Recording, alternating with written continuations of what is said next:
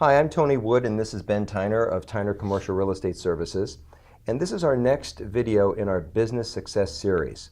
We're here today with Curt Rocca of DCA Partners, a mergers and acquisitions advisory company. And I've asked Curt to join us to talk a bit more about intentional culture in the marketplace, how he sees it as relevant, and what they look at when they look at companies in their mergers and acquisitions work. So, Curt, first question to you, basically, for you, what is intentional corporate culture and how does it play a role in the marketplace? I think culture generally is primarily the rules by which an organization chooses to operate and the behaviors that get rewarded and the ones that are tolerated and the ones that are I don't know, not tolerated. A lot of people think about culture as the way an organization feels and the way that it should feel. Many times culture is aspirational. When people define what their culture is, it's not necessarily the culture that exists today, but it's the culture that they're trying to promote. And so it's much like a mission statement that's intended to be aspirational. But by and large, you have everything from organizations which have a very strong accountability culture, where everything is very task-oriented, it's very results-oriented, and then some that are more lifestyle-oriented, where it's more important that everybody's happy and everything feels good, and everything in between. So it's a broad spectrum, and candidly, in our experience, there's not necessarily a right corporate culture. Every type of corporate culture can be successful. The main thing is that the culture is consistent and it's defined and the people sort of understand what those rules of engagement actually are. How do you see it incorporated into a company? Sometimes, I know with our company, we've spent the last year or so looking at the corporate culture as it stood and really intentionally designing something that really represented what we're committed to doing. How do you see that typically done? Is there a step-by-step process that you either recommend or see companies go through? I think the most important thing is to have the conversation. And a lot of times people don't have the conversation. Mm-hmm. They just simply take by default, things just happen. And as I think you mentioned in one of your earlier videos in the Success Series program, culture happens whether you intend it to or not. It's just a function of is it one that you're defining or is it one that is simply defined by everybody's behavior in the organization. Right. So I think the most important thing is to have the conversation to start with. Once you have the conversation, then it's engaging the people in terms of understanding what truly is important to them. And when I say the people, I'm really talking about all the stakeholders, which starts with your shareholders, goes to your employees, goes to your customers, goes to your vendors. So it's all the stakeholders within the value chain, and understanding what's important to them, and then in order to deliver the things that are important to all those people, what are the characteristics that the organization has to embody? And so I think if you can just have that conversation, engage the people, ask the right questions, you'll get a pretty good understanding of the culture you want to create. Mm-hmm.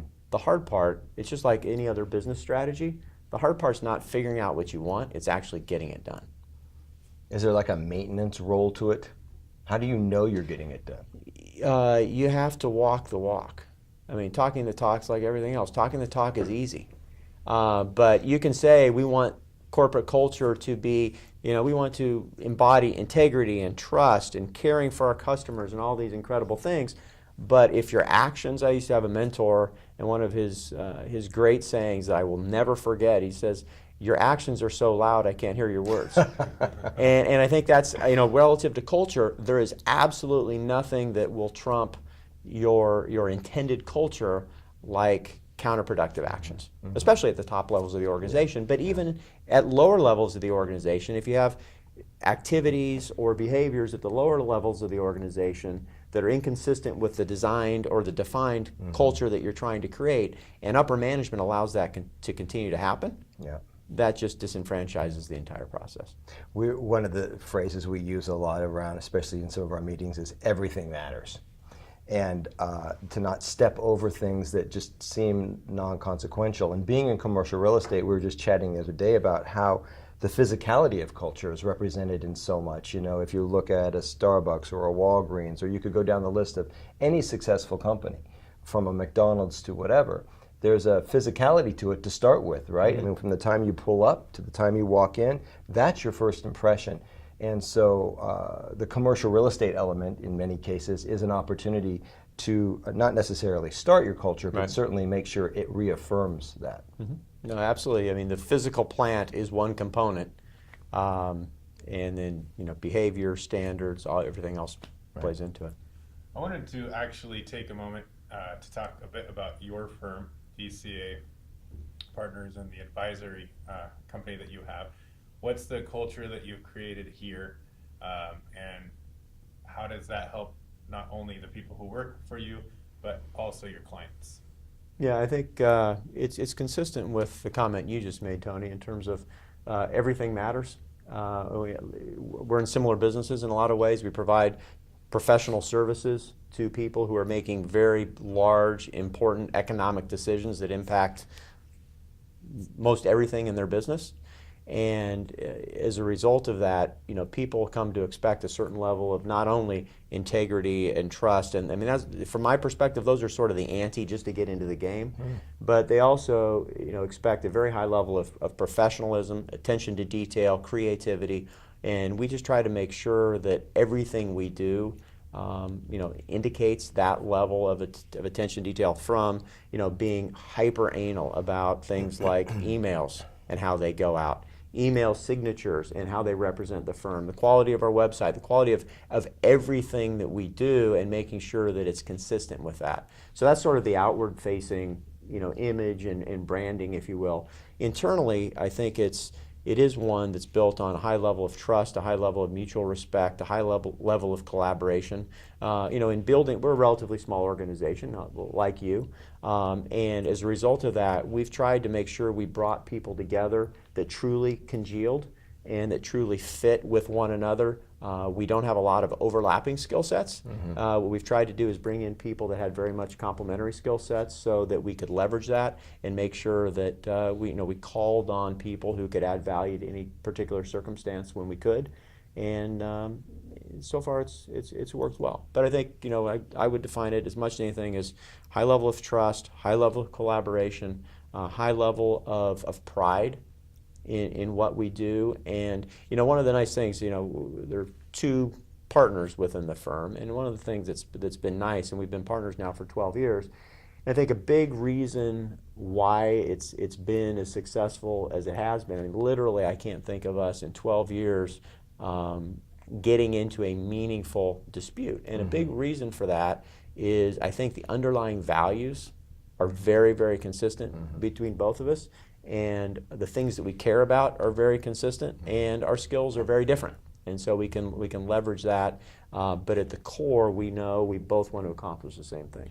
So you discussed the alignment between you and your partners and how valuable that is in the alignment of values and the underlying drive behind each one of the partners. And I'm assuming that's actually an important piece of a merger or an acquisition, is an alignment between values of the two companies. Is this something that you look at, and how do you take that into consideration when you're considering a merger or acquisition? No, that's a great question, Ben.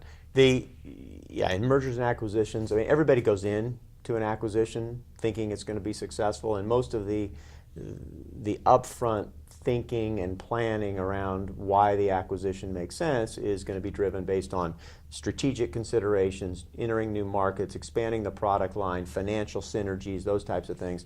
But without question, the number one reason why those well-conceived acquisitions fail is because of a mismatch of culture. So it's a fabulous question. And it's interesting too, because it's a big focus area in due diligence.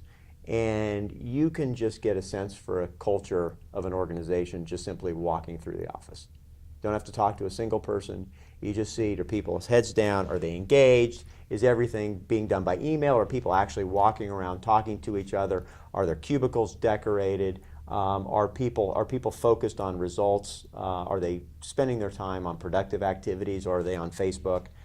You can really get a strong sense of an organization's culture just simply by walking around. So one of the things I've always been curious about is culture, and can you fake culture, or can a company have a pretense about what their culture is when in fact it's something else, and how do you manage that? So if you could speak to that a bit. Yeah, I've never seen organizations, I think it's like a lot of things, you can fake it in the short term, but it's not sustainable because it's too much of creating culture is actually living it, eating it, breathing it day to day. And people can only fake things like that for so long, in my experience. So I think you not only can you not fake it, but you can't really adopt someone else's culture. It really needs to be your organization's culture. It needs to be consistent with the leadership of the group. It needs to be consistent with the values and the motivations of the team. Well, that really brings up a good point, because that is something I thought about in coming into this today, which is in an M&A transaction, when something's happening, well, there's definitely got to be some culture clashing going on from time to time, no matter how good of a match everyone thinks it is, right? Then as you start to bring these things together, how is that addressed? And I mean, you try to address it ahead of time, I'm sure, but I mean, one of the things that we try to do through the due diligence process that we walk clients through is to spend, in addition to financial due diligence, legal due diligence, product due diligence, and all the rest of the things, is to truly have a culture due diligence checklist where you're trying to engage with people at different levels of the organization, try to get them to interact with the people that they will be directly interacting with on a day-to-day basis, not only at the senior management level, but even at the line level, to identify where the new people, you're like the new people. Yeah. I mean, and it's hard because you can only do that after you're a certain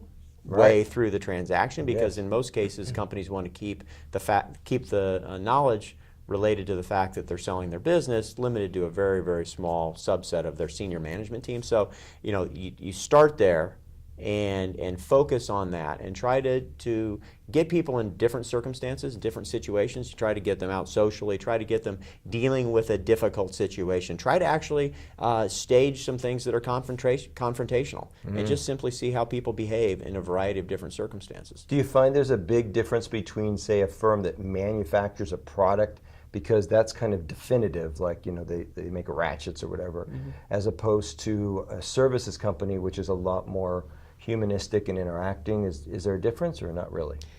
I think there are some inherent differences, but it gets back to what really are the critical business drivers that enable that company to be successful. So in a manufacturing business, it's very important to be very efficient, because you're manufacturing something that's probably cost competitive, and it's maybe within a relatively small range of true differentiation. So you've got to be efficient. You have to have a mind to quality, not that you don't in a service organization.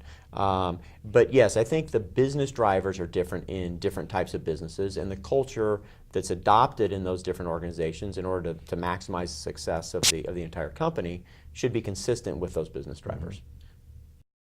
Do you find that there's consistently some piece to culture that's missing? Maybe not all cultures are missing it, but consistently there's a piece that it would be more advantageous for a company to consider or to integrate in what they're doing already. Another good question. Absolutely. It's interesting because a lot of times when people think about culture, they're thinking about the warm and fuzzy parts. They're thinking about how it feels and the office environment and those types of things. But the one element that it can be the most impactful to an organization that many companies overlook is accountability. And I think a big reason why and accountability can be absolutely one of the most impactful components of culture within an organization, because it means they're focused on results and that results matter, and that people, when they make commitments to one another, then those things are truly important and truly honored, and they mean something. Where a lot of people talk about integrity, well, without a true accountability culture, it's hard to really talk about integrity, because what you're really saying is, we're going to set goals, we're going to make commitments, but if we don't hit them, then there really isn't accountability around that, which to me really gets to the core of integrity. So the lack of accountability within a culture, in my experience, is far and away the most egregiously missing component. So looking forward, we're going to wrap it up here. I really want to finish with something that's new and that you're implementing in your business, which we've discussed before. about how this accountability factor is implemented strategically in a company to have the results that were intended actually manifest and turn out. So talk to us a bit about how what you've designed there and how you see that working in a company to be more productive. Sure. Yeah, we've actually designed and developed an entire new division of our organization to deal with companies on that specific problem, because what we found is that far and away the most